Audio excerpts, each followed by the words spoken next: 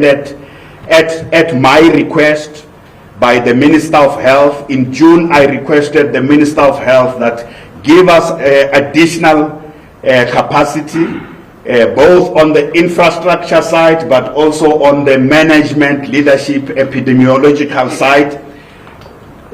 So there is a team from the National Health Department that has also come into our province to look at the infrastructure.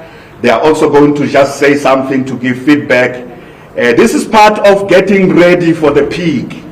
But we will hear from the modeling team what is going to be the peak like, according to modeling, and how should we be preparing for it? What has changed from the initial, so that the decisions we make as the Gauteng Provincial Government are made on, they are made on scientific advice, but also on a lot of input by experts, whether it's infrastructure experts or researchers or data scientists or clinical experts. So I will conclude after they have made a presentation. I want to conclude by talking about clean governance and fighting corruption.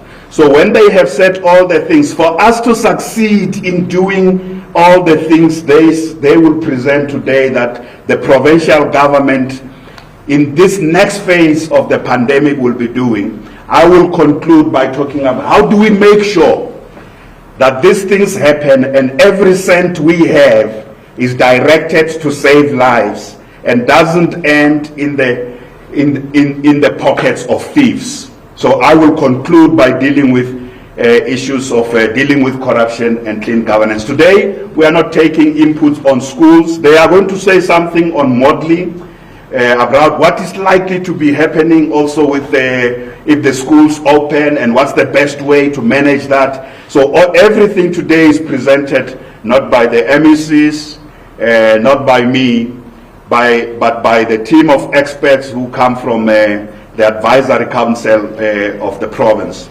So I am very happy to truly welcome them today, and I would like to request Dr. Mary Kaunga, who is the chair of that panel, to come and introduce the issue on modeling, and together with Professor Bruce Melado, we will get a sense of where is the pandemic going according to modeling in Gauteng. Thank you so much. Dr. Mary Kaunga.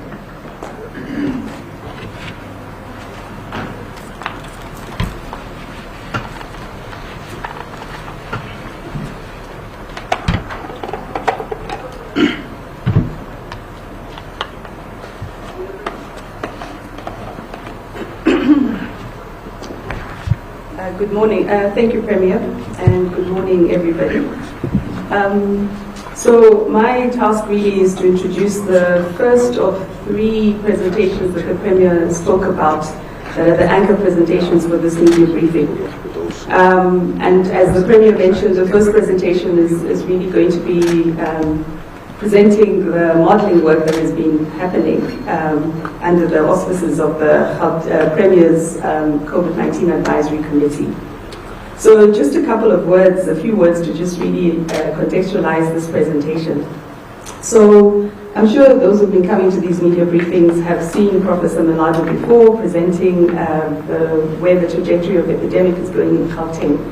So today what we're doing is providing an update on what's the status of the epidemic at this moment, based on what we've been seeing in terms of the July data. So I'm sure, as you saw, in June we had a huge surge, an increase in the number of cases. In mid-July there were quite a high number of cases, and by the second half of July we started seeing a reduction in the daily number of cases.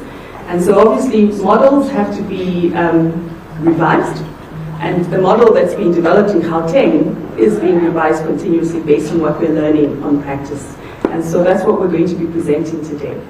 And just a few, the second word really I want to say is that I think we all know models are useful for a number of things. So one of the things that we use modeling for is to help us predict or forecast what are we expecting to see in the next few months in terms of number of cases. Where do we expect the peak to happen? And that's an important question that I think policymakers ask and the public also needs to know and often wants to know.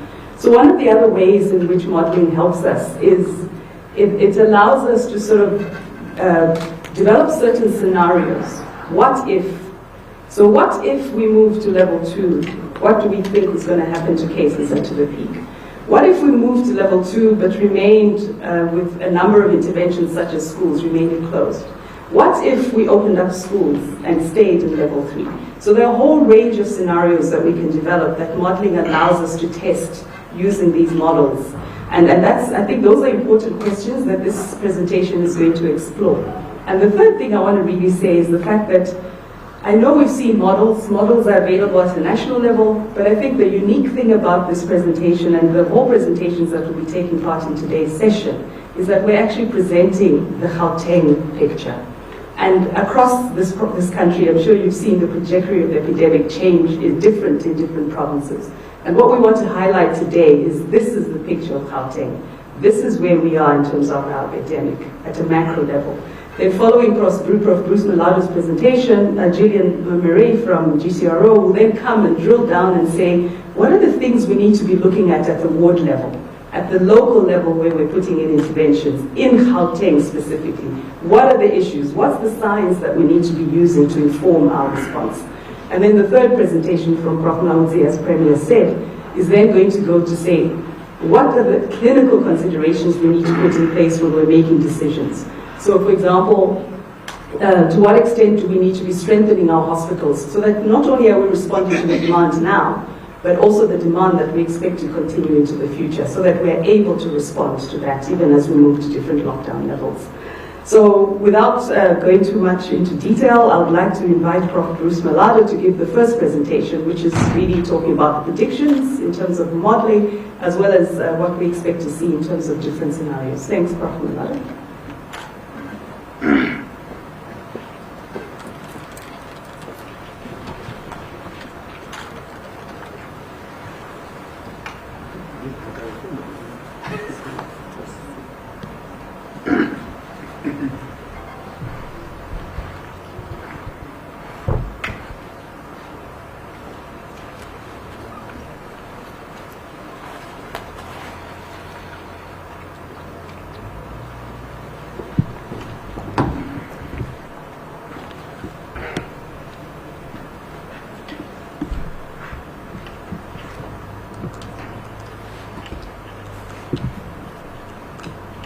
Okay, thanks Premier, MECs, HOD, and thanks Dr. Kawonga for the excellent introduction that puts everything in context. So let's dive into it. So as Dr. Kawonga already indicated, we are giving an update on the recalibration. We call it the recalibration of the model, or the readaptation of the model to the new reality and the new numbers.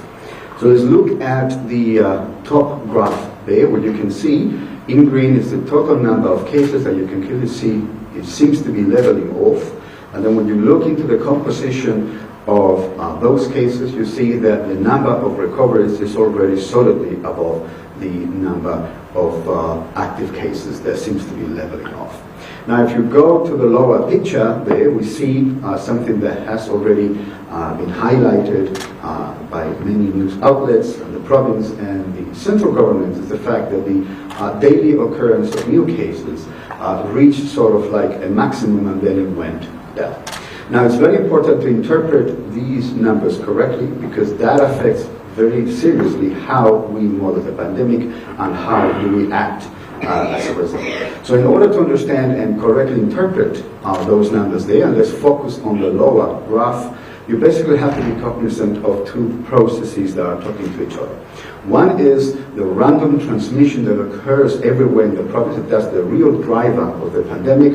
Unfortunately, the pandemic is everywhere.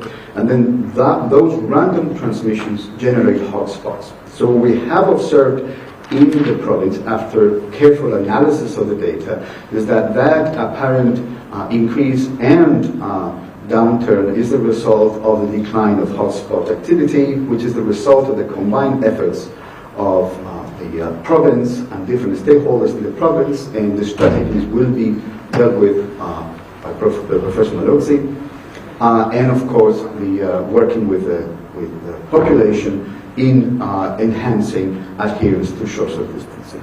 So what this means essentially is that these random transmissions continue, and that is depicted in the red curve, continuously, slowly progressing towards the peak of the pandemic. And what we saw is basically the fact that the surge was driven by hotspots that were put under control. This is by no means the peak of the pandemic. This is the end of the first surge. Unfortunately, the fundamentals for the second surge are there, and that's what we have to be very careful about. All right, so let's go to the question of modeling hotspots, because in order to be able to model, we have to first understand from the data, using artificial intelligence, how hotspots look like, how do they evolve, and how we could subtract them in order to see the underlying true dynamic of the pandemic. So in order to do that, we basically use artificial intelligence techniques that basically what they do without prior knowledge of what happens on the ground, what is the real dynamic that drives those hotspots, clusters different hotspots to create the final clusterization of the province. And then we look at those clusters and we analyze them to understand how they look like and what is their lifetime. So that is basically how we learn from the data in order to determine and characterize a very complex process, which is hotspots. Now, once we understand those, once we understand how they evolve in time, now once we understand how to remove them from the data set, we basically are left with the real underlying dynamic, the real pandemic, so to say. So this is an example of how this clusterization works. This is basically a graph of a section of the province where you see different hotspots, and then if you click on one, through the graphical interface, you basically see how the number of cases evolve in time, where they start with a small number of cases, then the number of cases grows, and then it levels off. And that basically happens with the absolute majority of those hotspots. As a result of that, you basically have a slowing down of those hotspots as a result of the action of the Gauteng province and other stakeholders and the population. With that in mind, we are now ready to recalibrate the model. Now we are ready to understand where the pandemic is going. That's what we call, that's what we refer to when we say recalibration. Now the most important data set for us is July data, because July data contains a very important piece of information, which is how does the population react to non-pharmaceutical intervention? What is the level of adherence of the population to social distance? And that's what drives, to a great extent, the pandemic.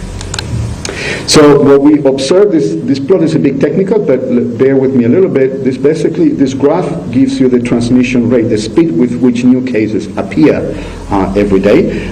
Something very large means the pandemic grows fast. Something small means the pandemic has slowed down. So once we have removed those hot spots, though now we understand by means of artificial intelligence, we see that in July the pandemic has strongly slowed down. That is basically an empirical observation, not a theoretical observation, but basically an observation coming from the data, which is consistent with the hypothesis that the population has significantly enhanced adherence to social distancing. So we have to take that as a baseline in order to make predictions and understand now and make predictions as to where the peak is given these slowdown we observe in the data. So now let's move on to new predictions. That's what people want to hear about. And let's spend some time on this graph here. So on the basis of certain features of the data, we have devised two scenarios. One, an optimistic scenario, another, a pessimistic scenario. An optimistic scenario is consistent with the peak being pushed further down the road, and an optimistic closer to basically now. So let's focus on this graph here. So those red and green curves that continuously grow, those are cumulative cases. Cumulative cases always grow. faster or slower than the August graph. Now, in order to determine the peak of the pandemic, we have to focus on this blue curve at the bottom that basically curves down in the optimistic scenario around December, January of next year. Now, you should not be worried about the fact that if you look at the lower left corner, there's still a difference between the data and the model. This means the difference is hotspots. Those hotspots have been removed, and what we see is a true dynamic of the province, a true average dynamic of the province, and how it will evolve in time. So this basically means that there's a strong enhancement in adherence to social distancing and other measures have basically, so to say, quote-unquote, flattened the curve by pushing the peak a few months down the road. In the pessimistic scenario, you have a peak or a mild peak, which is about 20% higher in amplitude with respect to the optimistic scenario that would peak around November, December, but still is much milder than previous scenarios that we had in earlier updates.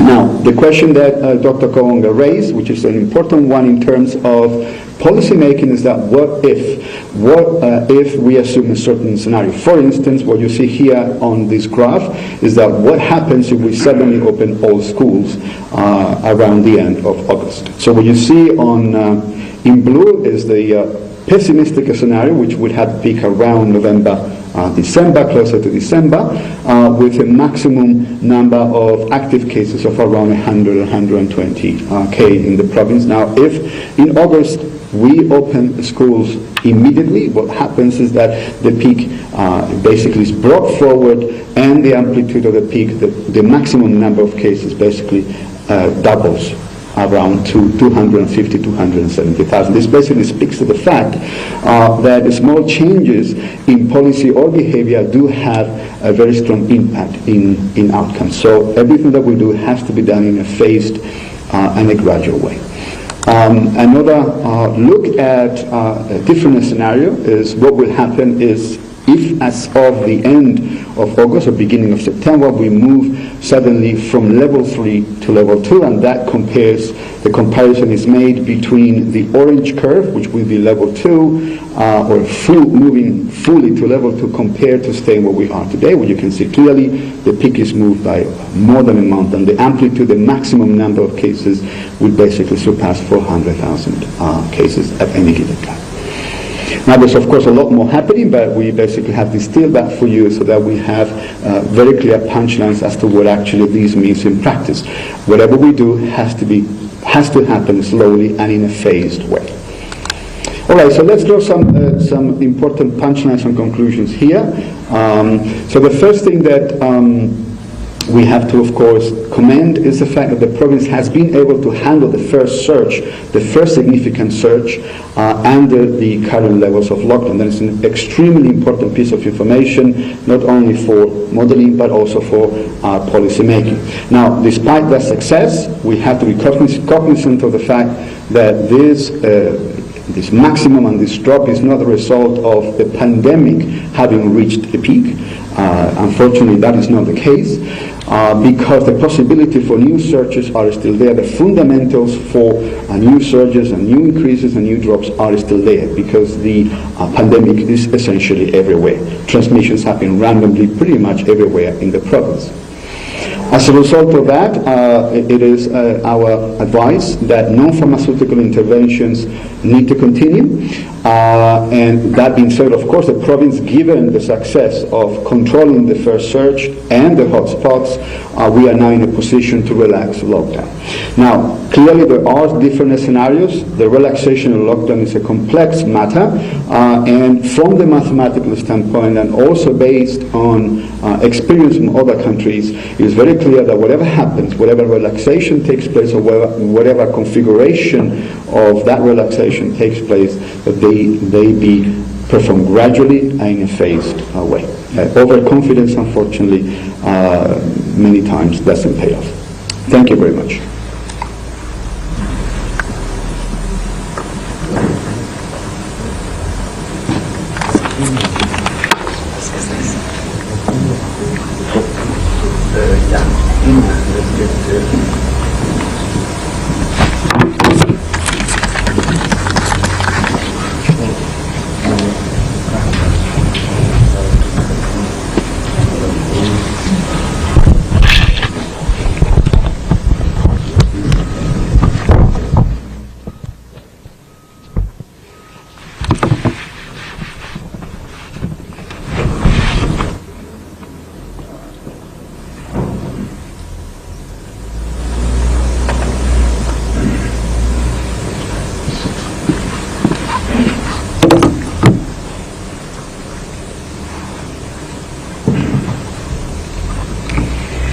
Good morning, everybody, and thank you, Dr. Kawunga, for the introduction. My name is Gillian Marie. I'm a researcher at the Gauteng City Region Observatory, and I'm representing a team of our researchers and some of the work that we've been doing to try and understand some of the impacts of COVID, and as the Premier said, particularly focusing on trying to understand some of the community and spatial dynamics and how we're seeing this is affecting the city region.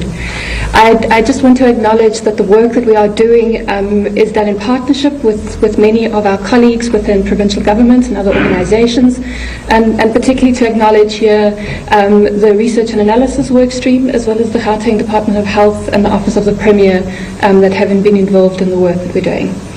So I'm going to give you a couple of slides talking through three key trends. But before I do that, I just want to show you a quick slide and try and contextualize some of the impacts, because a lot of what we do as an urban observatory is try to understand what some of the socioeconomic impacts are. So we did have a look at using a particular data set of night lights, and that shows what activity is like at night. And it's a really useful indicator to see what human activity and changes in economic activity are.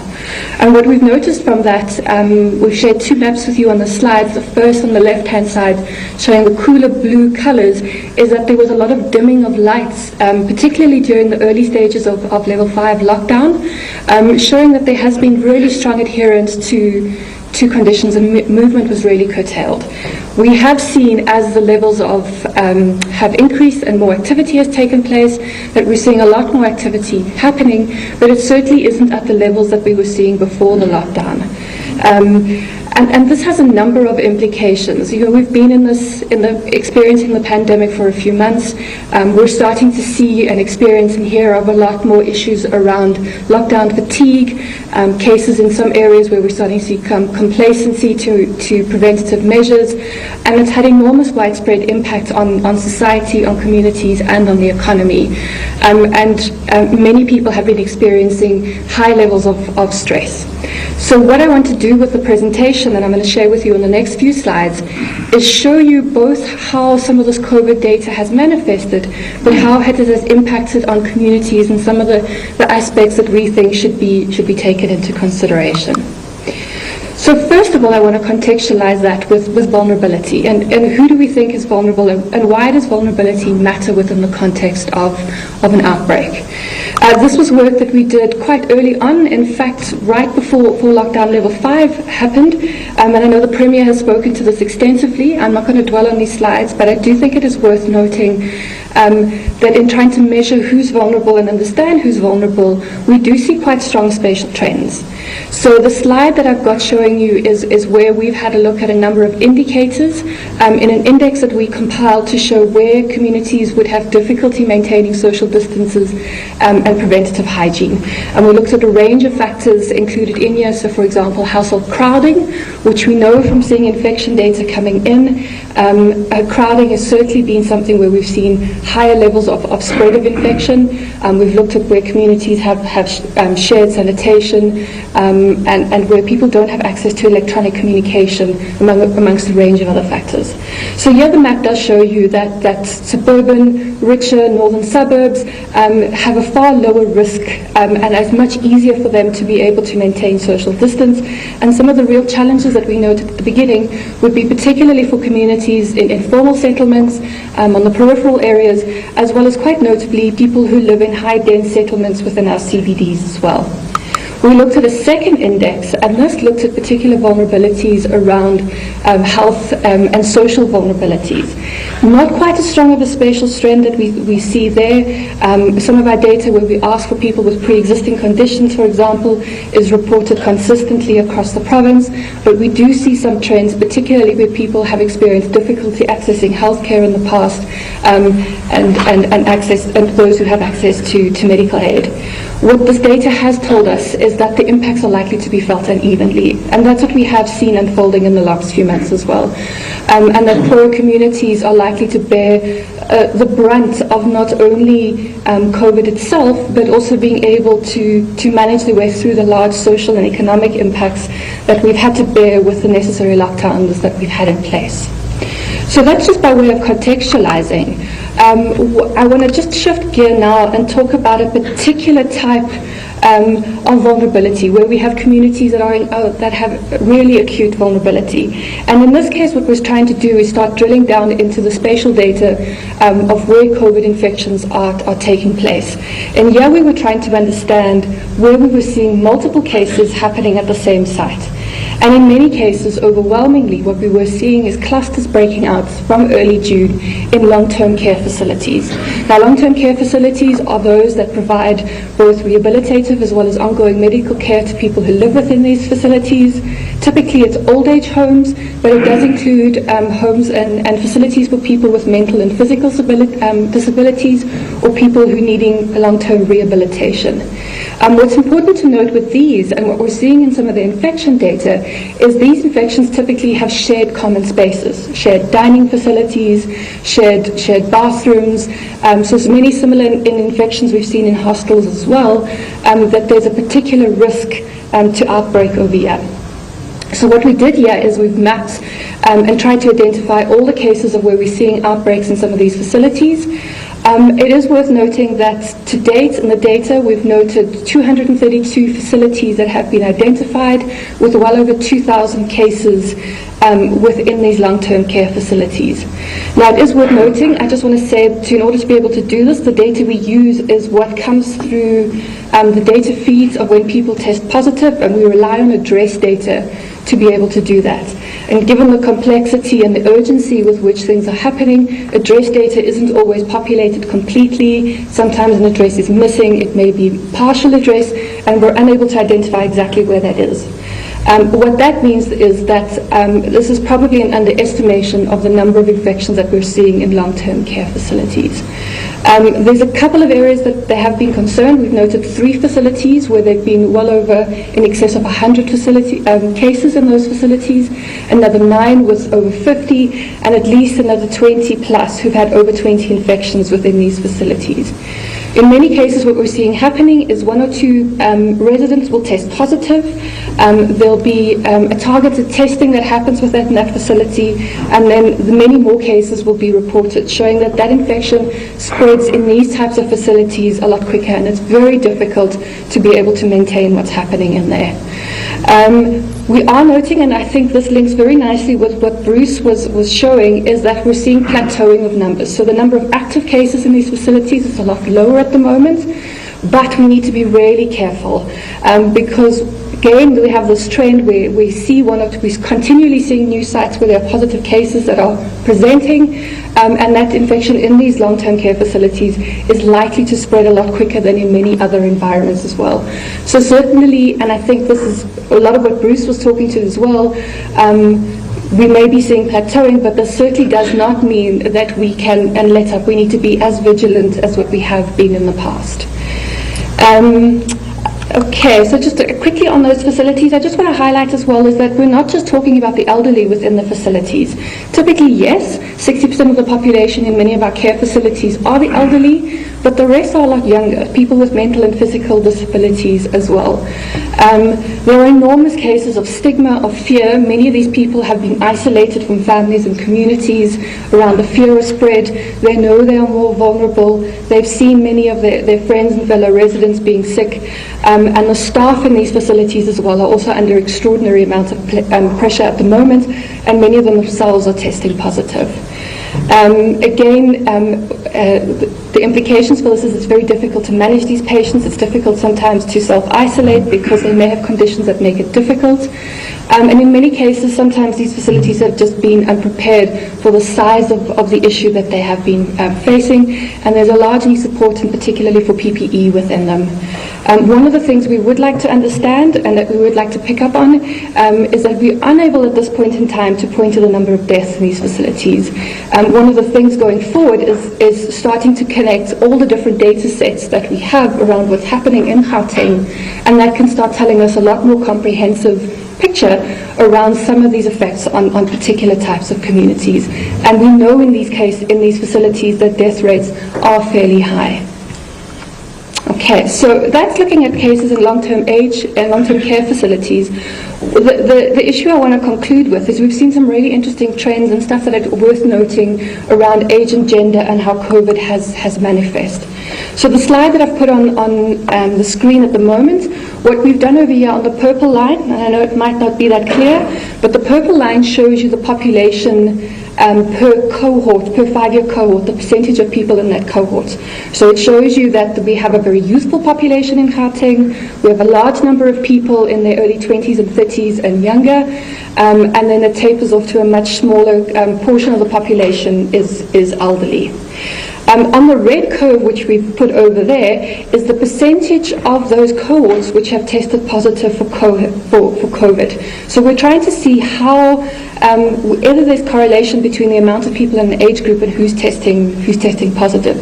Similar to what we've seen internationally, the bulk in many of our youth, you can see that the percentage infected for younger age groups is much lower than the percentage of population that we have in there. There's been very little change in that trend over time, although we did note a very slight change as school went back. Just because that change is small, though, again, linking back to Bruce's presentation, doesn't mean that the impact of schools and the youth that are infected doesn't have a bigger effect. The main trend on here, which is quite interesting, is that the bulk of the infections that we're seeing are of people of working age, so between the ages of 20 to 25 to about 55. Certainly a lot more people within that age group are testing positive. We also see a slight uptick in the elderly, and that's probably related to the fact that we are seeing higher numbers of infections in care homes, as well as closer monitoring of people who are older. What we then did do is take that age data and have a look at it for gender. So the graph that we're showing you is the infection data from March up until date, and we're showing that curve that Bruce showed Prof. Malala showed in his previous presentation as well. So showing that exponential growth that we saw over June and July. What is interesting when we break that down is starting from around about mid-June, there's been an increasing gap in the number of females versus males testing positive. And overwhelmingly, we've seen an increase in the number of females testing positive for COVID. At the moment, it's about 56% females testing positive. Around 51% of our population overall is female. And that number has stayed relatively consistent for the last few weeks, typically between 55 and 57%. So approximately 23,000 more females are testing positive at this point. We did look at this internationally to see is this something different that we're seeing here, and there is a little bit of a difference in the trend. Internationally, against UN data, we see that females tend to, more women to men test positive in developed countries versus more males in developing countries. So it is a slightly different trend that we're having a look. We took that data, and I'm going to take it back to that initial graph that I showed you around the population, showing that split. And here we've highlighted again the same orange color showing females, the blue color showing males, showing you that disproportional, very large number of females, particularly of working ages, that have been testing positive. Now, there could be many reasons for this. We know women are more likely to seek medical care when they are sick. We're not quite sure how that relates to testing numbers as of yet. One of the key reasons we think this is happening is that particularly from level 3, when going back to work, women are more likely to be in vulnerable higher contact care positions. So women are our nurses, they're our cashiers, and they're more likely to be at the front line and at risk of infection. It may just be that more women are presenting for testing as well, as I said, because they are more likely to present for testing when they get ill. We know there is very targeted testing at the moment for pre and postnatal care for women going into hospital. And we also know women are far more likely to have to stand in queues to, for example, collect child support grants. So some of the implications we're seeing, and we'd like to point out over here, is that we would like to be able to see some of the gender splits, so to understand if this is a general trend, if it is a case that more women are presenting for testing, and we're also recommending that in the interventions that we have, is that we do start having a look at particularly targeting and supporting women of working age. A final point I want to note over here, and just to try and look at it, to try and disaggregate it spatially as well, is this trend isn't universal across the whole of Gauteng. We are seeing differences in different suburbs. For example, in Carltonville, where we know there's been a strong mining population, in that area there's a far larger proportion of males than females who have tested positive. So there are differences which we do think, and that's very important because it comes back to that vulnerability work that we were talking about, and that's the point that I'm going to wrap up my presentation on. Oops, I've just gone too far over there. Is that if I take what I started with about the vulnerability work, and here I've split it up for women. Again, these points that I have made, women are more likely to live in crowded conditions, they're more likely to have to use public transport, they're more likely to be in contact work, they're less likely to be able to have access to medical aid, they're more likely to be able to have difficulty accessing money. And when we start having a look with that against some of the spatial trends around their vulnerabilities and where particular challenges are, that starts, I think, helping province itself.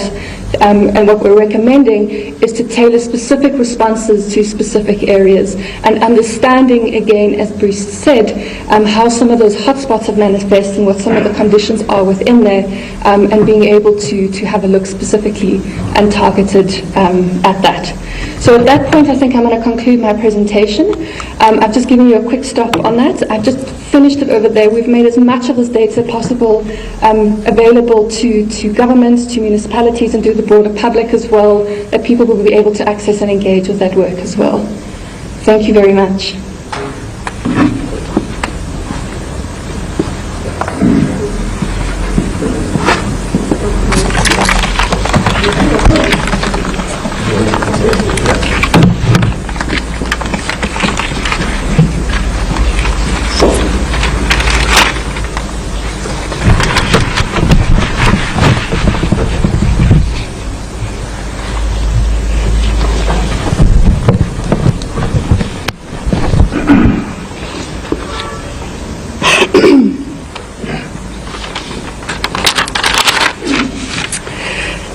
Good morning, everybody, and good morning to the Premier and the rest of the principals on this side of the seats, and all the people who are listening at this point in time.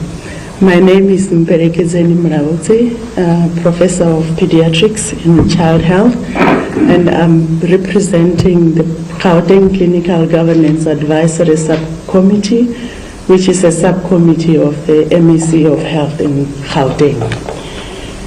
And following on the presentations that have been made so far from our colleagues on the modeling and the spatial work and what is happening on different communities, I would be bringing the aspect of the clinical care, and having been experiencing the work and the effect of COVID on the ground with the clinical work that is going on, and also with the new modeling that is on, what should we be thinking of doing going forward? So it is really a presentation of set of strategic goals that we are saying going forward. Each one of us, whether we are in the community or we are in the hospital or we are in the malls, in the shops, or we are in any of our different workplaces, we should be working towards some of those strategic goals to be able to really defeat this COVID, or even reduce the number of people who will be affected or killed through the COVID-19. So there are three strategic goals that we have put forth, which one is to reduce the transmission. The second goal is how do we care for those who have COVID positive. And the third goal is how do we deal with the patients whom we know that we now cannot manage and they will succumb to the disease of COVID. So I would start by talking about the reduction of transmission. Of course, there are different ways, strategies that are there, but for us, what we want to put across is that we put them in two different ways. The reduction that should happen in the community, and also we shouldn't forget the reduction of transmission and preventing it from happening within our healthcare facilities and the clinics. And in this, what we are saying with the reduction, there is an important aspect that we would want to strengthen and work with the ward-based primary re-engineering to actually achieve this goal. So the primary healthcare approach is very important because as far as reduction is concerned, it is the behavior of us as a community wherever we are that prevent that continual transmission of the COVID. And that with that reduction, one of the important aspects of that is to identify the patients or the cases that become positive and also those who are in close contact with the patients who are positive. By doing that, then we have to also kick in the method of tracing and also monitoring those who are contacts and with patients who are COVID. Because the important aspect is that we need to reduce the possibility of a further transmission from one positive case to another positive case. And we can't do that if our primary healthcare facilities are not geared and strengthened to manage the patients we call PUI. That's the patient under investigation. This is a patient who goes to the primary health care as a first level of care with the complaints or symptoms that might suggest that they have COVID. So that area in the first level of care should be able to manage those patients and then redirect them to specific places. And of course, therefore, once we identify the patients who are positive, we need to deal with that aspect. But we also need to deal with those who are in contact and have to say, are they patients who would have to go for the next level of care where they need a hospital admissions, or are they patients who need to stay, who can be at home? And as a result, is their home surrounding sufficient enough for them to be able to do the social distancing and the quarantining that we are asking to be able to reduce further transmission. And therefore, the use and the availability of the isolation and quarantine facility is important in this strategic goal of reducing transmission.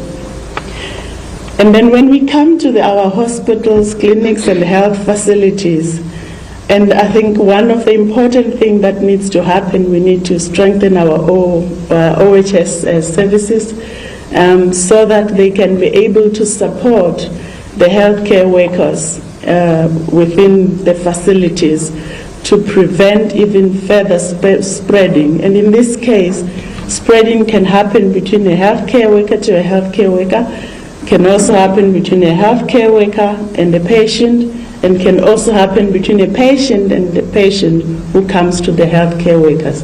And those are important aspects which, beside the OHS, the use and the availability of the personal protective equipment, which we call PPEs, is very important.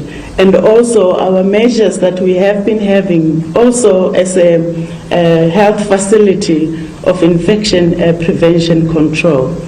The protective gear is very important in that aspect, and it doesn't only work for the issue of reducing transmission, but it also works to make sure that we still have adequate healthcare workers to continue to provide services that are needed by our people in the province. And I want to clarify that when I'm talking about a healthcare worker, I'm not talking about a doctor only. I'm talking about the doctors, I'm talking about the nurses, I'm talking about the cleaners, I'm talking about the porters, those who are providing those services and support services within the health facility so that the health service is delivered. And just to expand on the primary healthcare reengineering ward-based strategy, is that we are talking of a concept of a health catchment area, for which in that health catchment area is looking at the wards and municipality wards and the sub-wards where they converge into a healthcare facility, and how we work together within that sphere to actually be able to work towards the goal of reducing transmission. And in that sphere, we would be expecting that there would be the primary healthcare clinic, the ward-based outreach team, the community healthcare workers, the private GPs, the other public health streams, which involves the tracking and tracing, and other non-governmental organizations that are always so paramount in social mobilization of our communities and communication in understanding how we protect our communities and reduce further transmission. And in that health catchment area, the important things where it's not only about day-to-day work of reduction, but also response to when there is hotspots in that aspect, with a corporate governance, which is of the chief director, but a clinical governance, which is of the family physician, and also for the public healthcare specialist when it comes to the hotspot issues. I would go to the next strategic goal, which is care and reducing death. So this is really about how do we look after patients that have now been diagnosed and have come back with a COVID test that is positive. It is important, of course, to understand that not everybody who is COVID positive will be presenting the same way. And there will be those who would not have symptoms. There would be those who would have mild symptoms. There would be those who might have a severe disease, and there will be those who might even have a critical in critical position where they may also need critical care. So it's important for us within our facility to risk strategize them into those categories, so that in the end those with a mild, who are described as mild, can actually be going back to the community, to their homes, or they may use the hospital, the isolation facilities that are there. And once we diagnose that patient, tracking and tracing should kick in, and we'll be able to trace all that. And then once we have identified that patient, those that we have said they can go home or they can go for isolation facilities, they need to be monitored, because we know that for some they may have a period where things will go well and they will recover without any consequences. But we also know that there are for some who would start well, and within the next week after that they may start getting sick, and even sick to a point that they may also need critical services. And that is the value of and the importance of monitoring, so that we can be able to pick up earlier before they are severely ill and be able to intervene. And that is where that health catchment area and the responsibilities there are quite important. And we have so-called this honeymoon period, that you're well and then after that you then get severely ill.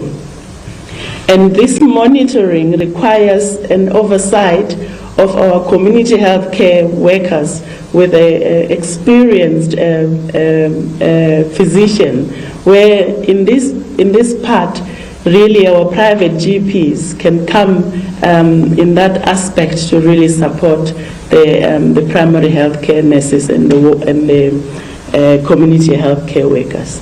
And with that, an important, robust up referral and down referral system is important. Once the patient gets to the hospital, of course, we need to have adequate services and medication and human resource and technology to manage this patient. So it is not enough to just say, I have a bed, and then there is no important equipment that is needed to monitor that patient, or there is not important human resource to manage that patient. It might actually not even be, it might be that in that day, the doctor and the nurse did pitch up at work, but there is no cleaner on that day. And one of the important aspects of the infection control measure and reducing this strategy, it has to do with having clean environment. And it's important that those aspects are really jacked up in our system to provide that services. We are already an under-resourced service and country where we know that the human resource is not enough. But the disease doesn't make it easier either, because the very same healthcare workers are also getting affected, reducing the limited resources that is already there.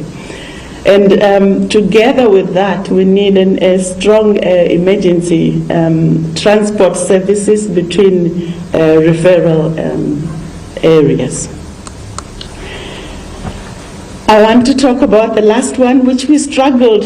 What should we call it? Is it a decent death? Is it a good death? Is it an end of life care? But what I want to bring forth is that this current disease of COVID, we do not have the treatment for it. We have supportive measures to deal with whatever presentation the patient has, and we are aware that there are people who will succumb to this death. So we need to start talking about this subject. As difficult as it is, we need to start talking about it, because we need to prepare such that even though we can reach a stage as a clinicians to say that whatever we are doing further, it's really a futility of care. It means it won't bring any change. It is prolonging the suffering of the patient. In some cases, it might be coming to say, to you as the community, to say that we have at this point in time, we understand you have many other conditions with this COVID, and we know that even if we go further, the prognosis or the chances of you living may not be, because of the other comorbid existing conditions that have been. And so it is important that as a community, within our homes, within our spaces, and the close people with us, start talking about our wishes. What is the wish? Should I be reaching that stage? That the clinicians, as they look after me, these are my wishes on what is what should happen on my end of life care. And together with that, it means the palliative care is an important aspect. The issue of palliative care is not new. We've been doing palliative care for patients with cancers. We've been doing palliative care for patients for HIV long before we got to have treatment. So it is not a new, but it is a treatment that we need to also strengthen so that we can also be able to have dignity towards the end of life. And so family engagement earlier on is is an important aspect.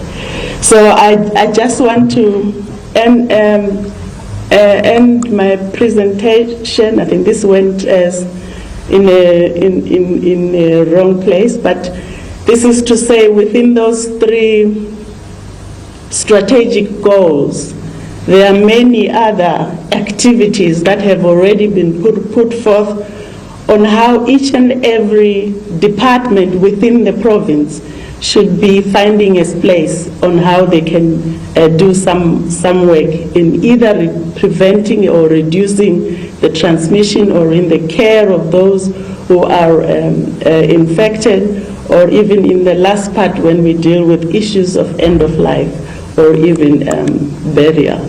And I won't spend time there, but just to show you, if you look at this slide, I don't know if I can point. You can see on the sides where there are different areas and activities that are happening and how they align to the strategic goals that we have put, and have put each and different numbers to be able to say they fit in. So even if you're a department of social development, there's somewhere that you would fit there, or a department of infrastructure, there's somewhere that you would fit there beyond the department of health. So my few last third will be talking about, yes, we have the 3 strategic goals, which we have actually consolidated the 6 work streams within the strategy of the department and the World Health Organization streams on how we deal with COVID. There are really overarching issues that are important for coordination, and this is the issues of clinical guidance, particularly the guidance on how we manage the patients, and also about the public health strategies, how we inform the decision. We also need to have a better, a more strong communication strategy, which is not only to the healthcare personnel, but also to our communities. And that's where that health catchment area is very important, with social mobilization and communication, so that our communities understand what is this disease, what should we be doing about preventing, and what should I do if someone is ill in these cases. And also really strengthening the messages that we are already giving in the community and how they can chip in. And we really, an important overarching that you've also learned now from the team that have presented earlier, from the modeling and the spatial issues, is that we need data so that we can be able to provide evidence-based decision making. So our health information system and our ICT within all our facilities and our structure need to also be prepared to do this function. And the genuine intersectoral collaboration is important. I've already been saying different departments that may also be important in that aspect, and non-governmental organizations that have been providing a number of health services and support even before the advent of COVID.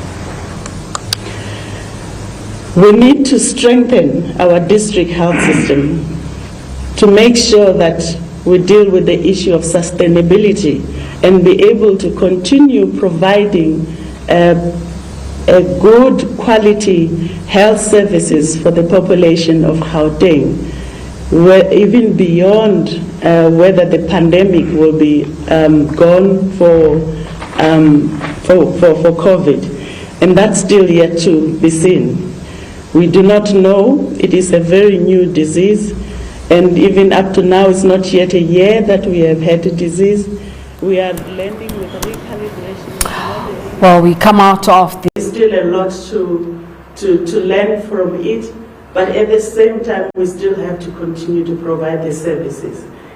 And as a result, the importance of coordination of human resource, occupational health services, and the infrastructure is very important, so that we are able to plan as the modeling tell us that these are the beds that we need. And as the finance people will be saying, this is the money we have, we should not find ourselves creating a physical bed that will not have a human resource or even the equipment and the technology to finally deliver the health service that that bed was purposed for. And so we want to say that we need to strengthen the existing facilities and prioritize them in this aspect. And also, in this way, we would also be doing things differently. We know we have norms and standards that says this is what should happen at the CHC. This is what should happen in the district hospital. This is what should be happening at a regional or provincial hospital, tertiary or central hospital. There will be changes on that norm so that we can be able to reduce the death in these cases. And certain things that would not usually have been in the, as a mandate of what should happen at the CHC or a district will have to change for us to curb this disease. The other overarching issues of sustainability is really important, the personal protective equipment. Although much has been done, more still need to be done. And despite all the things that we hear, I want to also raise another aspect of the personal protective equipment, which is quite important. That you may have on the ground an equipment that has been certified by SAPRA or CSIR that it will do the function that it will do. But when you have wear that protective equipment, especially with the mask, it doesn't fit the face because they have been designed for a different population. So in a way, what does happen is that we have equipment that is certified, but it is not doing its full capacity work of protecting that healthcare worker. And these are issues that SAPRA and CSIR in their testing will have to bring it in. The second other aspect of the PPE that is quite important is that the sizes. We actually have a population that is quite obese. And I know people can attest to that. If you go to one shop, for me as a lady to buy a shirt, in this one shop I can buy it for this size, and in another shop I can buy it for another size. And so it is important for us to also address those aspects when we are making and producing and certifying the PPEs that are to be used on the ground. I want to end by saying I want to, as a team of the Clinical Governance Committee, and this is also together with the public health specialist, to urge that and to go forward that we would be prioritizing really our current health facilities so that we can strengthen the health services even beyond COVID and for other patients who may present without COVID. And there are two important ways that are there that has been already addressed, that the facilities have already started repurposing the beds, and we need to go back to say how much of that and how many numbers of beds can we repurpose, and how much from the structures that we can have additional space for beds. But in that case, the same concept again of functional beds I have talked needs to apply. And we need to create some new beds in the current facilities so that going forward we can also provide better services. And there is a need to re-look at the temporary structures that have been fronted initially as the way in which we should deal with the disease. I, for one, from the beginning, do not necessarily say that was a wrong decision to consider field hospitals, but we are learning things differently as we go on to say that going forward, is it still the method that we should continue to use? And so we are recommending that wherever there was a consideration of a field hospital, it should be relooked. Do we need a field hospital, or should we redistribute those beds that were going to be in that field hospital to the current facilities that are there, with the spaces that they may have? That's one. And secondly, to also look at the communities that already we know in our plan we would have preferred that there is a district hospital there, or we would have preferred that is a CHC there. That should we be putting a new structure, then a new structure should be in those places, because then continually we will not have a wild, an elephant that is built, and we now have to get people to repurpose to use it, but now we would actually have a service for the communities that we did not have before. And lastly, the other temporary structure there would be the tents, and to say that the tents would be really are not suitable for the use of inpatient care. They can be used to supplement where the emergency department sections for screening may not have adequate space to have the different separations of patients whom we are calling PUI, COVID post-patient, and other type of patients. And lastly, I want to end that this disease, we do not have a vaccine. So we don't have a way to say, I will give you something to prevent you from actually getting it. And learning from research is that sometimes we start with a hope that something will be there soon, and it is not soon. I remember in my earlier days of HIV, and one president coming and saying, the vaccine will be here within a year. We would have a vaccine. Even up to today, we do not have a vaccine for HIV. So I want to bring this to us as a population of Gauteng. The way and the current situation it is, the way to prevent the spread of this disease is how we behave. We do not have anything else. And I'm pleading to everybody else to say that let us not end up believing that the behavioral method works when we see people dying, but to start saying, with the modeling that we have seen so far, and with the changes that have been pronounced by the province earlier on, how we made some measures within the level 3 to deal with this non-pharmacological intervention, we are not having the peak that we have expected that we should. So I'm saying those measures work. They may not be the only reason why things we're not getting the peak as we have expected, but it is an important reason for us to consider.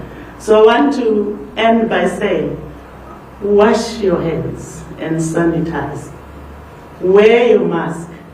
And you wear your mask so that should you find yourself in an earlier process where you have a disease and you have not yet been diagnosed, you would also be able to protect another person who's next to you. And that is called solidarity, not thinking about me alone, but also thinking about my counterpart people. I want to talk about the social distancing, which is also another aspect that is quite important, because that prevents the transmission between the two. And want to leave you with a question, or with some things to consider. It is difficult to do. It is a change of behavior that we are not used to. but it is to say to us what is the reason why we are doing this and why should we do that. And that is to protect yourself and to protect the others. And also to say to ourselves, there is something that we can do to prevent this disease. But also to say, these measures that we are talking about, especially the one of washing hands, they are not new. So I want to leave you with the questions. You think that these measures are only for COVID, but these measures are for multiple diseases that we suffer. How many of you who have been struggling now and again from somewhere else with diarrhea, you do not have diarrhea? I want to leave you with another question. Have you experienced the flu season, the flu among each other, like you have experienced before? It's winter. We know so many other people. You would have any other second, third person would have flu and will have symptoms, as we know. But is that what you are experiencing? So you might think that this is only for COVID, but it covers also other diseases that for now, we on the ground, we can also tell that in our hospitals, we have not experienced the flu number of patients and complications as we have expected, and we know how it is in the previous years. I work with the children. I have seen less number of children coming with diarrhea. But it might be a different exposure for somebody else, where maybe water and sanitation and all that is not happening. So I want to say, though these measures have gained momentum with the COVID, there must be our lifestyle changes. Thank you.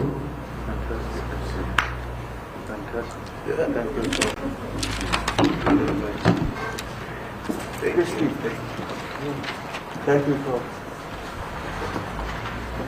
And then after that, you summarize.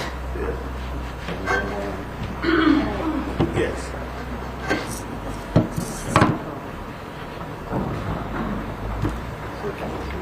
Yeah.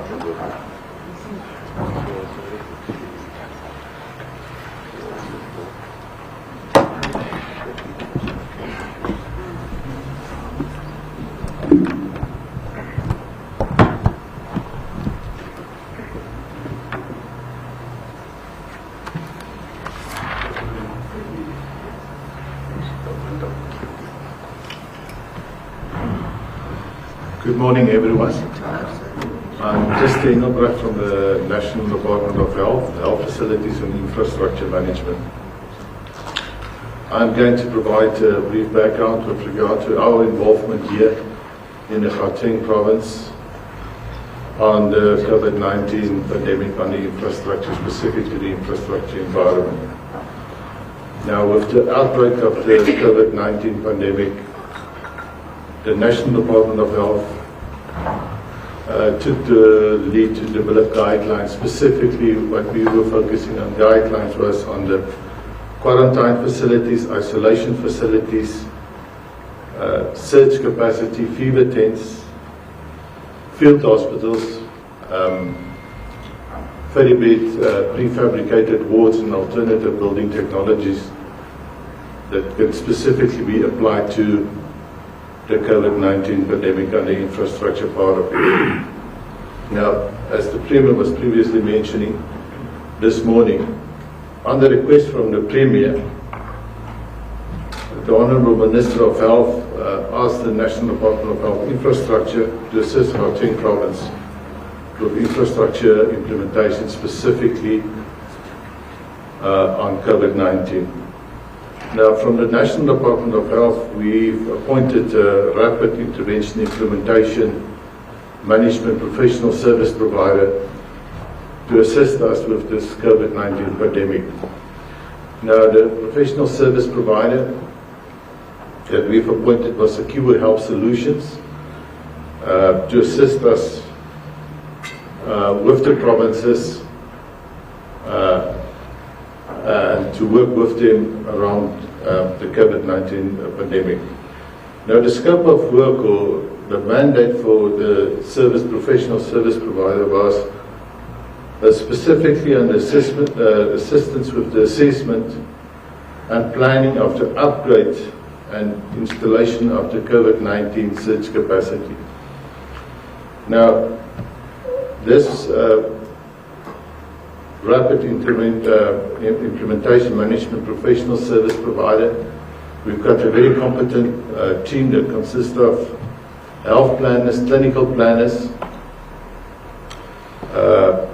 quantity surveyors, mechanical engineers, electrical engineers, IT specialists, architects, civil and structural engineers. Now, the specific mandate, and I want to emphasize the specific mandate that we, on the deliverables that we are doing, and we're following an integrated approach with the provinces. We are not doing work in isolation, but we are working very closely with the provincial team on this COVID-19 pandemic. And that is the importance here. We are not replacing anyone. We are there as integrated. We are on the same level. We provided that additional assistance to the team of the province, Gauteng province in this case. Now, on the deliverables, we are providing the implementation capacity in order to create and implement the surge capacity and additional bed capacity. And we're doing it by means of emergency repairs, upgrades, new installations, conversions of existing spaces in hospitals, as well as additional capacity through temporary emergency structures. And very importantly, we're also assisting with the identification and assessment of sites in the priority hotspot areas, and to assist with the planning and layout and utilization of those sites. We are focusing on the assessment and planning that will include the assessment from a clinical perspective, but also from an architectural, electrical, mechanical engineering, health technology, as well as other engineering services that we are focusing on. With Gauteng, we provide specific assistance with the assessment, planning, design and implementation in respect of ICU space in hospitals, high care space, as well as surge capacity in the existing hospitals. I just provided you to treat ICU and high care COVID incidents with normal eye care and intensive care patients. What we are focusing on additional bed provision, specifically on clinical findings as well as clinical recommendations, where we are taking a look at the option between a reconfiguration of beds versus additional beds in the hospitals. We are also focusing on mechanical recommendations and specific on mechanical recommendations. We are focusing on the oxygen installation, medical installation, as well as vacuum installation in the hotspot priority hospitals. On the electrical recommendations, we are focusing on UPS, the current condition of the UPS, transformers, as well as generators in these hospitals. And as I'm saying, we've done it with an integrated approach. We are working very closely with Gauteng DID, as well as with Provincial Department of Health, as well members from the Premier's office, that we consist of a technical team that we are working on. So very brief in summer, as a summary, we're currently studying the peak or the trend of the COVID-19 pandemic, and very of importance for us as health infrastructure, we want to leave a legacy behind after COVID-19, and that is of importance for us. Also, we've done the assessment, and we are busy with executing the oxygen and medical, as well as the electrical capacity in hotspot priority hospitals. We've done we're focusing on the 28 priority hotspot hospitals. We've already done an assessment. We are busy with the execution on the current detailed assessment that we've done, and we are doing now the assessment around that. We are also assessing fever clinics, what we call tents here, that we want to see what is we want to do the reutilization or the utilization of these tents that can provide the benefit, the biggest benefit to the province. And we also looking at alternative scenarios of identifying capacity for additional bed spaces in hospital, on the hospital sites as well. We also, lastly, we take a look at identify field hospital opportunities, as well as assessing field hospital proposals that we are currently focusing on. That's very brief from my side. I've just provided you with a very broad overview with regard to what the health infrastructure's involvement with the Gauteng province. Thank you. Thank you, Christy.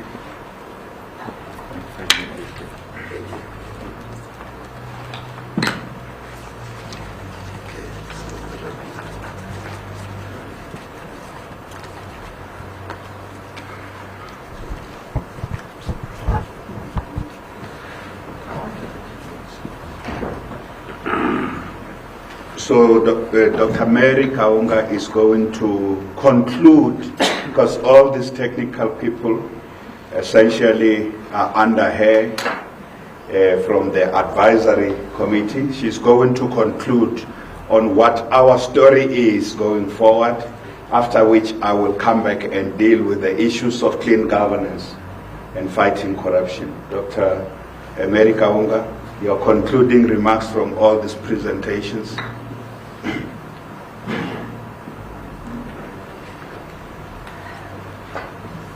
Thank you very much, Premier, and thanks to all the colleagues who've made these wonderful presentations. I just want to the two key messages I thought I'll pull out from the talks that have been given so far. So the first one, I guess, is there is good news. And the second one is, however, we still need to be vigilant. So I'll start with the first one, which is there is good news. It's always good to start with a good news story. You heard from Prof. Malado's talk and from Gillian's talk that we're seeing a reduction in cases. And there's no doubt about that. And I think depending on the scenario that we adopt, the epidemic curve will be flatter and it will be wider than we had previously projected. So that's good news. And the model that Prof. Malado presented has factored in homegrown data. It's also factored in non-pharmaceutical interventions. And it's showing us that the peak has moved 2 months further back, and it's probably going to occur later than we had anticipated previously, which is around November. So again, the good news.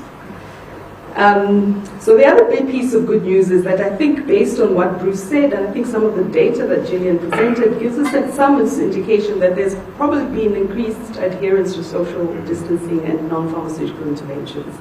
And that's probably why we're seeing the picture, as well as all the other interventions that are happening. But, as I mentioned earlier, the epidemic is still progressing. It's not yet under control. It's just at a level where I think our health system is not as overwhelmed as was previously anticipated. So we're not experiencing the overwhelming admissions. We did that a few weeks ago, but we're seeing that it's easing up now. So the bottom line, however, is that from the data is that we should expect another surge in numbers. Hence the vigilance. So what does vigilance mean in the context of Gauteng province and what we have heard today? So obviously it can mean various things, but I'm going to talk about 4 things. But the overarching message I thought was vigilance means essentially it's about not letting our guard down and being led by science to do the things that are required to keep the epidemic in check. And so there are 4 things I want to talk about. The first thing the modeling showed us is that moving to a lower risk-adjusted level should be gradual and cautious.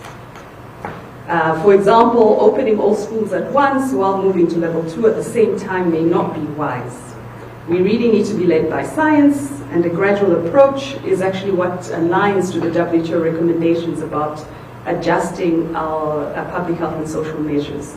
The WHO recommends adjusting slowly and gradually and using data to guide us on when it's time to move on to the next level and when it's time to ease up on another non-pharmaceutical intervention. And I think the modeling work that Prof. Malado is doing with the advisory committee and the work that GCRO is doing will give us guidance about some of that, and I think it's important for us to use that.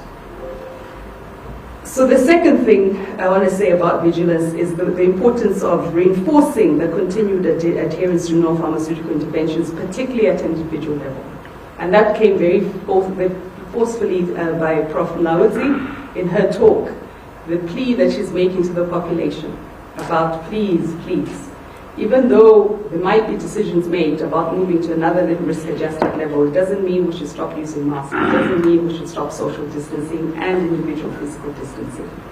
And the thing that's important to reinforce that is to continue with our behavior change messaging, our community mobilization, and that's really essential to support that. So that's about reinforcing continued NPIs. So the third thing about vigilance, so vigilance also means using the science to continuously track who are the people who are most vulnerable so that we can intervene appropriately to protect the vulnerable people. And the talk by Gillian gave us some of that. And Gillian, in her talk, highlighted to us some of the vulnerable populations, the people who are most getting COVID-19 in our population. And the importance about using that science is that it guides us. It will help us to target where we should apply our public health and social interventions at community level to protect the vulnerable. And the vulnerable varies from country to country, and I'm sure from province to province. So what we have is homegrown Gauteng data, at least giving us some indication of some of those vulnerable people. It includes women, it includes people living in high-density areas, informal areas that have a high vulnerability index, so they're least likely to social distance. So this is where we need to be targeting our interventions based on what we're seeing from the science. And protecting women might require health and social development and other sectors working together, economic as well, working together to protect women. So I think what it's also highlighting is the fact that we need to start doing intersectoral collaboration, and this is what Prof. Nawati spoke about in her talk. And the third area of vulnerability is long-term care facilities, particularly elderly people, though, as Gillian said, it's not only elderly people in these areas, but a vast number of them are. And I think a lot of the science we know from other countries is that one of the important non-pharmaceutical interventions, it is an MPI, is about protecting the vulnerable elderly people and people with comorbidities. And so there's some evidence from elsewhere showing if you can do that, as well as social distancing, so you can actually achieve a lot in terms of reducing mortality and infection. The last thing, the fourth point about vigilance. Vigilance is also about not continuing with business as usual or being complacent. But it's also about reviewing where we are and continuing to strengthen our public health and health system capacity, even as we know that the capacity is not being stretched at the moment.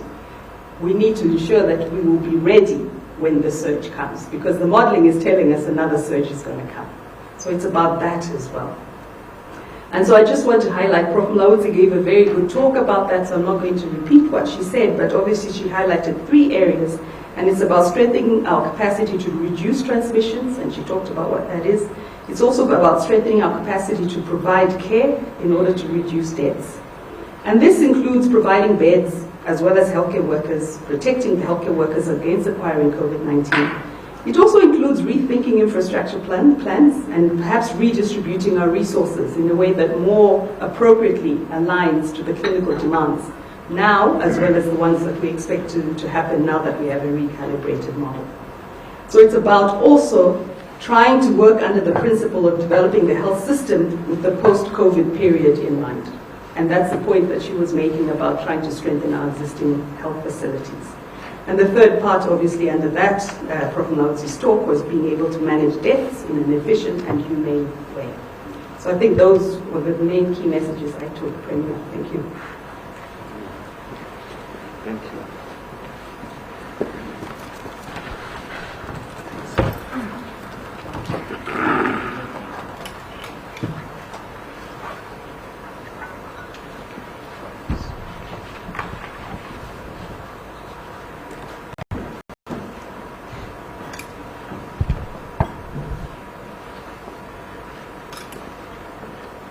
thank you very much to our team of experts for that comprehensive information to share with the people of our province, the science behind everything we are doing, and also the need for us to shift when we move into the next phase.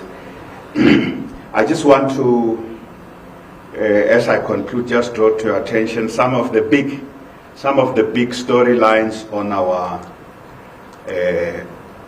our data today, in addition to what you have already have.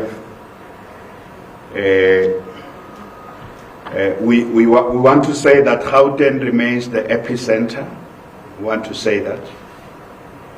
Although the surge has slowed down, the storm has slowed down, but we still regard ourselves, just by number of cases, confirmed cases, we still have the largest. The only difference is that someone is tampering with the screen there. So the only difference is that over the last few days, in terms of daily cases, KZN has got more daily cases than us. But we still regard ourselves, we want to conduct ourselves and behave as the epicenter and do everything because of the size of population here, the densities, and all the special issues that Gillian dealt with. We still want to make sure that we conduct ourselves. Don't want to say that the epicenter is somewhere else. We want to conduct ourselves as such. So part of that, the news storyline is that we have I want that slide that shows 78% of recoveries. I think, yeah. Yes. The recoveries, no, this is back. Nowhere. No, the provincial recoveries. This is the one I'm looking for. It is very important to understand the clinical issues raised by Prof Mlauzi. We're always interested in how many people who have been infected are recovering, of course, versus those who have succumbed to COVID. But when we have more recoveries, it's a good thing for us. Those recoveries include healthcare workers. There was a period when I was COVID positive, interacting with healthcare workers in my area where I lived, where they were also reporting that half of the healthcare workers are not at work because they themselves are COVID positive. So recoveries are good for the population. So 78% recoveries this week is good for the population, but it's also good for our healthcare workers. It means there are more healthcare workers who are back at work. I always use the example of my area, region A in Johannesburg. I always use that example when I interact with the nurses and the doctors there to find out from them, so how many are you now? And they say no. A lot of our colleagues who at some point in June who could not work and we were overburdened, a lot of those colleagues are now back. We are able to cope. So the story of recoveries is very important, but tribute goes to our healthcare workers because these recoveries happen out of the hard work of the healthcare workers. Fewer active cases, the decline in active cases is always important. And I have had complaints from people who are watching this at home. They say, but when you speak, Premier, about these graphs, we don't see them. But I want to say that that green graph of recoveries, when it goes up, it's very, very important for us. And then the active cases, when the graph of active cases, that red graph goes down, it's also very important for us. So as we speak now, in the national figures, you will see we have fewer active cases than KwaZulu-Natal as a result of the daily increases. And I listened to the Premier yesterday saying to the people of KwaZulu-Natal, the storm is here. This is the message you remember we have in June, July, we were saying the same thing. People mustn't take this for granted. So there's positive news that the clinicians are talking about, that the modeling team is talking about. We've got to say, where are they happening? There's also observance that more people are responding to non-pharmaceutical measures. You remember we always complain, people don't comply. Those things around parties and marches and funerals, we've got more compliance. This is tribute to the people of Gauteng. We can only make this progress if the people take this defense of themselves and their immediate family members into their own hands by wearing masks, by avoiding doing all the things. So we have fewer active cases, but we still have the largest number of confirmed cases. You will see that in the last few days we have also been recording the daily number of cases has been going down quite significantly in the last few days. That's a good story. But we are not out of the woods. This is a message I truly want to send out. The storm has not passed, it has just slowed down. And it may be protracted in a sense that the modeling team now says confirmed. Instead of just thinking September, we are going to have to keep fighting much longer because it's slower, the curve is more elongated, going over a longer period of time, which basically means we need to be more resilient. We must hold on. We must continue to do these things we were doing. And from Prof. Mlauzi saying that in fact they have more positive effects. They have more positive effects also on just general health and well-being.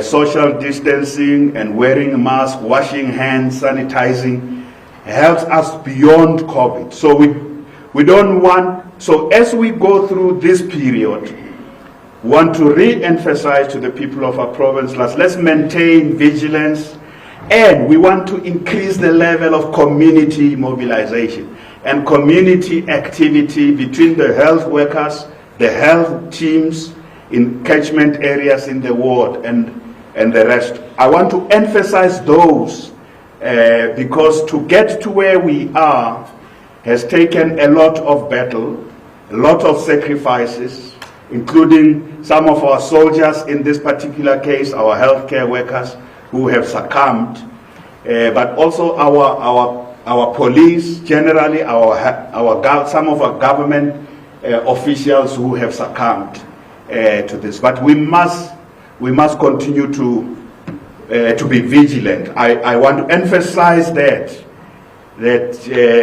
whatever will happen with regard to the gradual, say whatever decisions are taken by the National Command Council or the National Cabinet about what the next move is, are we going to move to the next level? Whatever decisions are made here in Gauteng, we must say we are still a highly vulnerable province, high densities of people. A lot of people live side by side together. The transport mode brings lots of people together. So we are still extreme. The vulnerability and risk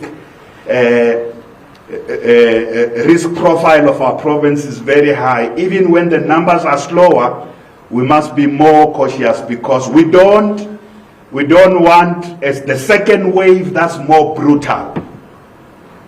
And this important question that there may be another wave like what we went through in June, July, and it may even be more brutal. We don't want to go through that because the other important news is that on the 23rd of July, we had 7,000 hospital admissions. And that is in that period. So where are we now? I want to show you where the hospital admissions now are just around 4,091. So there was so when the system was really getting hard hit, and I was looking at the slide we presented here publicly of the 23rd of July, we had 7,000 people who were at the hospital admissions has fallen. They are falling. This is also the feedback from clinicians.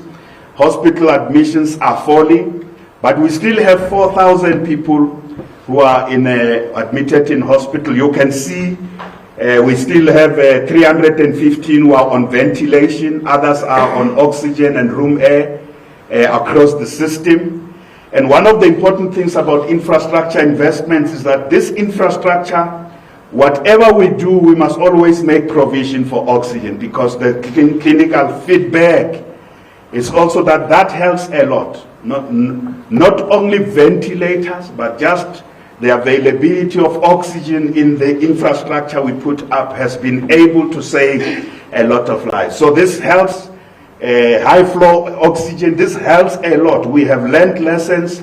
So as we go back and repurpose and continue to redesign our various facilities, we are learning lessons on that. So the hospital admissions are an important indicator of how the system itself is coping. But again, we are not out of the woods. Emphasizing that the peak is still ahead of us. The nature of the peak may change. It may be flatter but more elongated. And if the modeling says it may be flatter and not more elongated, it means the implications for the clinical implications is that we wouldn't have our facilities overpopulated. It means our healthcare system will cope, but we must also enhance more as we do that in more human resources even for that, and more medical equipment even for that. So our resources need to be directed to where it matters most. You listened to this. It came from both the infrastructure team but also from the clinical team that we need to review how many field hospitals we have been planning, and ensure that this came across very clearly, and ensure that more resources is directed into repurposing the various areas of our current facilities. This is the position. You remember at the beginning we have always had this, but there was a period where the pressure on more field hospitals was building. Our advisory team says to us, continue to look at this issue of, and that includes the infrastructure team. What more beds can we bring? And they call them functional beds, not just a bed, but there will also be staffing for that and additional equipment so that there is a real legacy. So our executive council listened to all these presentations yesterday, and when we go to a meeting with the National Command Council, the meeting that we will have with the President, we are going to also be able to share with them this. So the number of field hospitals that we were planning based on science, based on data, based on feedback from the clinicians, that number will be reviewed. That's what our Executive Council said yesterday. The number will be reviewed, and then more work will be directed towards improving the existing facilities.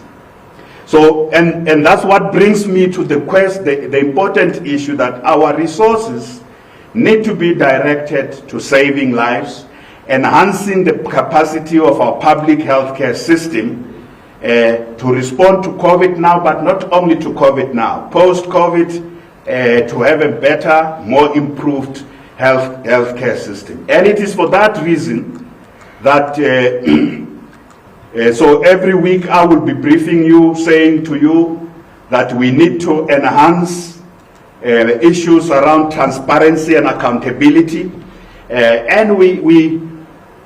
So the first thing I would like to say is that just based on the devastating impact of the corruption related to PPE, which I've said publicly, it has eroded confidence, public confidence in the provincial government that I lead. Based on that, we have done a number of things. So last week we reported we are acting in health, but we are now also just doing all COVID-19 procurement, not just PPE.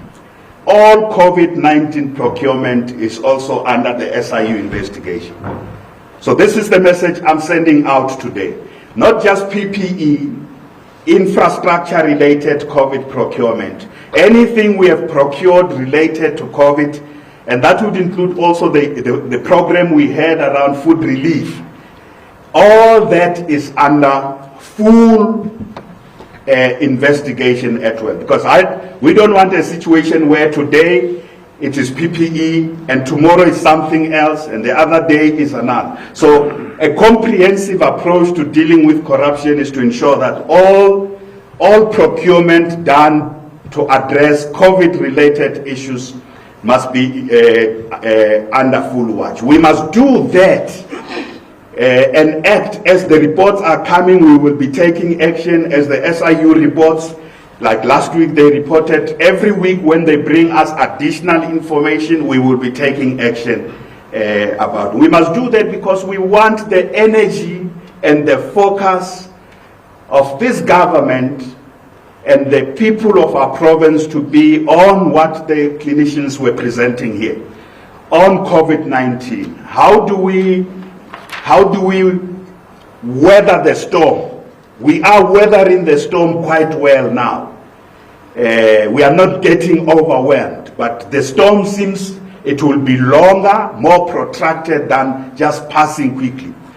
And how do we prepare the healthcare system and bring in more resources, not just for now, but also for tomorrow? Because if corruption thrives, all those resources which would have been directed at enhancing our public health system would have gone to waste. So wherever things have gone wrong, when the investigations are concluded, there will be criminal charges. The money, recovering the money will be one of the clear intentions that we will pursue. Where it is business people and any government official, political or administrative, they will face the consequences. And this message must go out all the time. We are also now using the open tender system. Many people out there know the open tender system that we introduced in Gauteng in 2014 has worked extremely well. It has pushed back the scale of corruption because everybody could be able to see transparently when the adjudication of tenders is happening, who got the tender, why they got the tender, are they able to deliver? We know that during the period of COVID, the open tender system could not be implemented. So we immediately bringing back the open tender system. The second thing is that we will also monthly now, area of accountability and transparency is that every month we will publish any new tenders that have been adjudicated and awarded by any department in Gauteng. That's public information that must be known. Not just COVID, any tender awarded by any department. So on a monthly basis, our provincial treasury will make that info. That's the decision we made in our provincial cabinet yesterday. Our provincial treasury every month will publish a disclosure of tenders report. Together with the open tender system, reporting on tenders every month will also help us to ensure that we are held publicly accountable. If something has gone wrong, it is something that the public will be able to pick up there.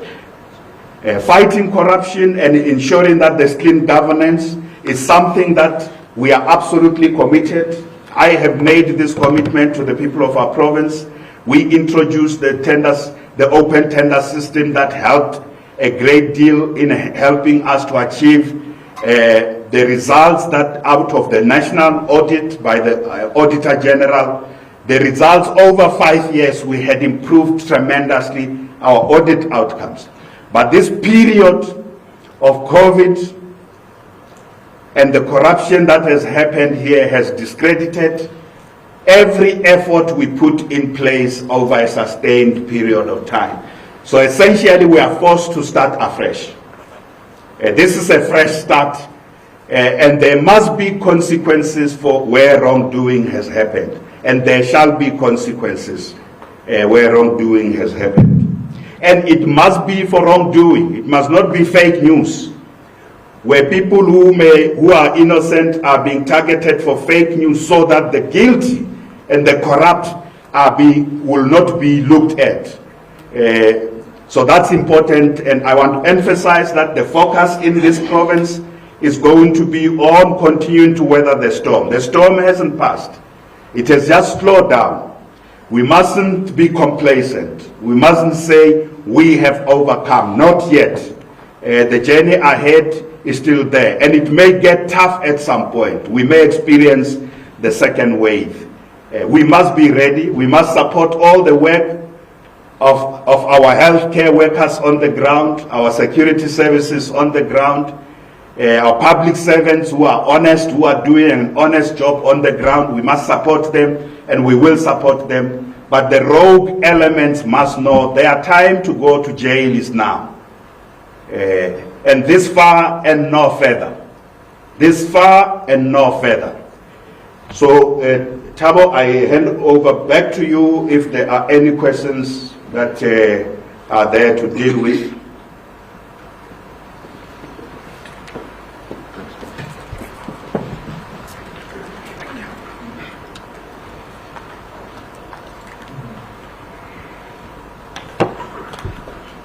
All right, let's take questions. Let me see any hands here. The mics will come to you. No questions. Okay, let me check a few from the WhatsApp.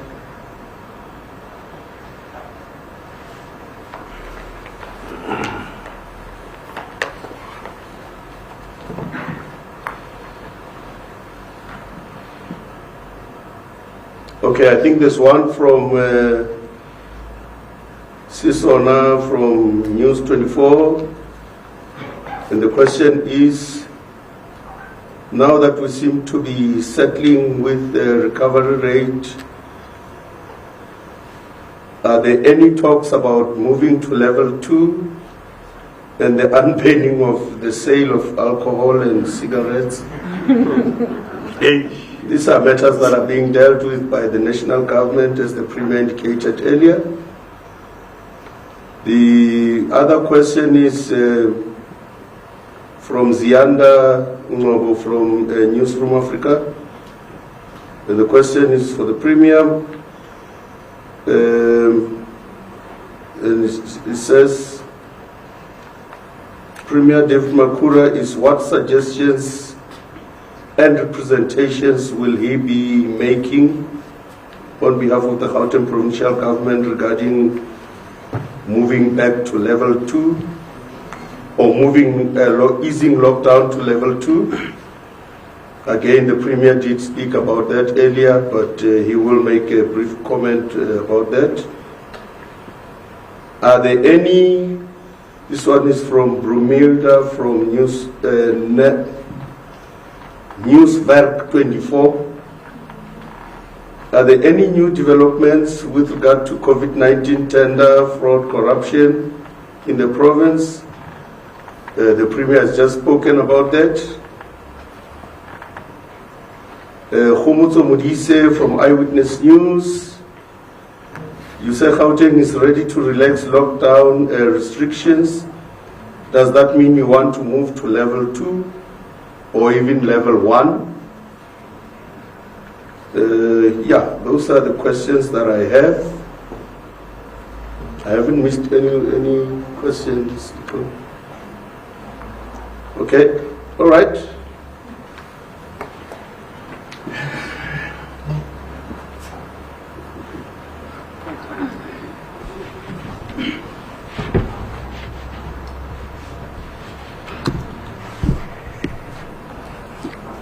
Firstly, let me say that I don't want to preempt what the National Command Council will say and what the President is going to be briefing the premiers on when he meets with the premiers.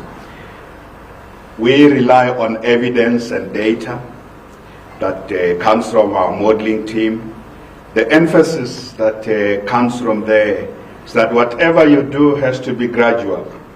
I think that both Bruce and Dr. Mary emphasized that everywhere in the world we also follow developments where if things are not done that way, we may end up with a surge outside what the model says. The issue of schools, MEC Lesufi was here listening very, very carefully. Our Provincial Executive Committee endorses the recommendations of our Advisory Council that even when you deal with schools, everything must be dealt with. Because you make assumptions. If just one, the thing with modeling and the real dynamics, that if you lift one and then the other, it upsets the other balances. If you do something that is not done together with the others, you may find that thinking that the peak will be longer, flatter, and more protracted. The peak may just be shoot up because we have done something we were not supposed to do. So what we would caution basically is this issue around a gradual approach is important. In everything that gets done, gradual, it has been happening. You know, the risk-adjusted approach that national government has adopted about moving from one level to the other, it's an important thing. It's part of the gradual approach. The issue is that if you just move everything at once, we're going to be hit by a second wave much quicker than we thought, and it may even be much harder. The full implications of that is that whatever will be recommended, let me say to you that on the economy, I am very, very concerned, together with the Provincial Executive Council. So the provincial government is very concerned with regard to the state of the economy. So as we improve on the health side and add more measures to make sure we contain the pandemic, and we must contain the pandemic, we must also look at ensuring that the economy gets going. There is a relationship between the two. So whatever happens there in the economy, which is the key thing, I was addressing the legislature on Tuesday, and I said that this month of August, we are going to be paying a lot of attention to our plans on the economy, the revival of the economy, because the well-being of people, the health practitioners know, well-being has got many facets. If people who used to work no longer work, it has an impact on their mental health, depression. It has an impact on their ability to feed themselves and their families, nutritional immediate impact. So it has got far. So the issues around the economy are important also for health. So as we in managing the pandemic, I have no doubt that the critical discussion, so what is it that the Premier will be recommending?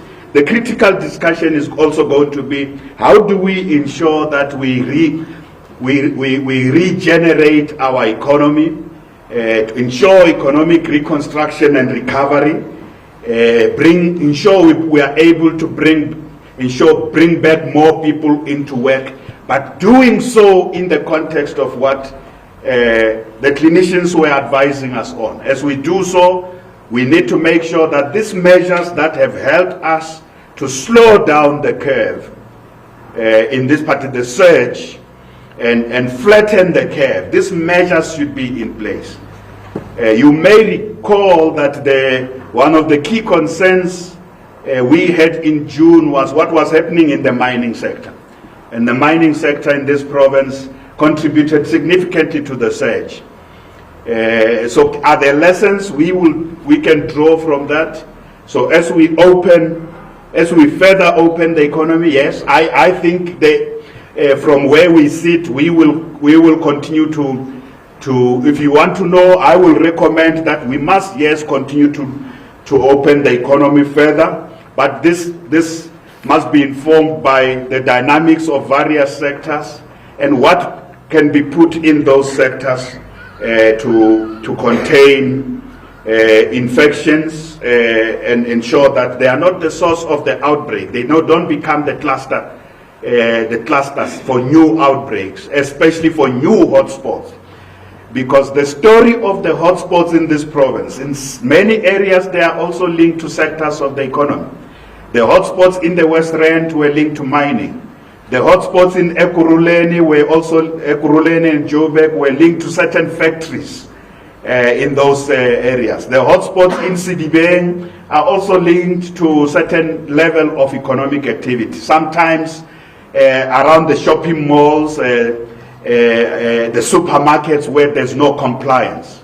So that's very important. But I am saying I have no doubt that the issue of the opening the economy more will be firmly on the agenda, even from where we sit. Now there is a question about alcohol and tobacco. Now, I don't want to comment about alcohol and tobacco today. Let me give alcohol and tobacco a holiday. You know, I always speak, and I often ask the feedback from the clinicians. Before I deal with the question myself, I first ask what the health people's view would be on it. I don't want to ask them today. Prof. Laurel and Prof. Mlaus, I don't want to ask you. We had Prof. Moeng here, who spoke comprehensively about the impact of the earlier phase of opening the sale of alcohol was on the admissions in hospitals, and he gave that feedback about what the health workers are feeling. But where are we now? What will be the decision that will be taken? I must tell you also that yes, there are also implications for the economy, implications for jobs. So I don't think we should think that there are people who don't worry about the jobs and they are just worrying about the health, and then others who worry about the jobs. So all of us are worrying about the health of our people going through the pandemic, but we are also worried about the economy. We're also worried about the investments that should happen in the economy, the impact of the choices that have to be made are difficult choices. There are times when you must make difficult choices, like, given what's happening now, we've got to stop the sale of alcohol. And I must say, the feedback we have gotten after suspension, because it was not banning really, it was suspending. After that suspension, the hospitals were saying to us that it has helped. Is the burden on the beds, especially the critical, because some of the people who are getting admitted, there is trauma, accidents, fights, shootings. It's the impact on the trauma beds was there. So whatever discussions will take place, I will say that the critical issue as a country we must face is balancing. We must find the balance between the health and well-being of our people and the need for us to succeed against COVID-19, containing it, saving more lives. This is one imperative. It's a very important imperative. We must do everything. And at the same time, We must ensure that we can bring back our children to school. We must ensure that people are able to go back to work. Those imperatives go together. There may be a period where one overrides the other because the numbers may be too high. And when the numbers improve and the surge is lower, we will re-look at that. But again, gradual, I think. The principle is gradual. So if you want to know what our approach to these issues would be, is that, yes, reopening gradually, continuing with the non-pharmaceutical interventions. That's social distancing, wearing masks, washing hands, sanitizing, but also continuing with taking the message to communities, using the model that was presented here about working at a community level where the facilities are. So Gauteng province strategy going forward is going to be that, which was presented here. We will ensure that we work with communities at a lower level, with our healthcare workers, with our civil society groups, to contain the surge. And when there is a new hotspot, we direct our resources to those hotspots. But we will also support opening the economy, continuing to do that in a gradual way. Any update on the investigations by the Special Investigation Unit? I think for the purpose of this week, the update we gave you last week was adequate. At the moment, they are doing further work, and when there is an additional update to make, we will. And I'm saying they are doing further work in everything that has to do with COVID. Not just PPE, infrastructure, food relief. They are doing that investigation. Anyone who's got information needs to know that that information needs to be brought to the Special Investigation Unit to help them investigate. Every procurement that was done during this period in dealing with COVID is under the spotlight. Thabo, I think I have answered all the questions. Thank you so much. We took longer today, but today was the time for the advisory council and the technical teams. Thank you so much for the work that they did. I think we are wiser. We will make decisions not just based on political whims, but that are based on science, based on technical input. Thank you so much.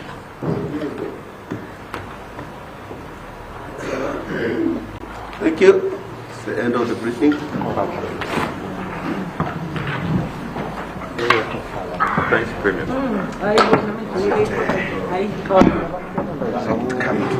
Yes, have a nice